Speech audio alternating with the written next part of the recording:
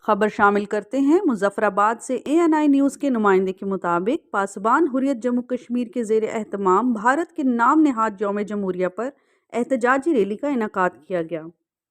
Rally کی قیادت chairman پاسبان حریت عزیز احمد غزالی، Peoples party کے شوکت جاوید میر، حریت رہنماؤں میں مشتاق الاسلام، شعیب احمد شاہ، عثمان علی ہاشم، مہاجرین رہنماؤں میں اقبال یاسین اعوان اور دیگر رہنما شامل ہیں۔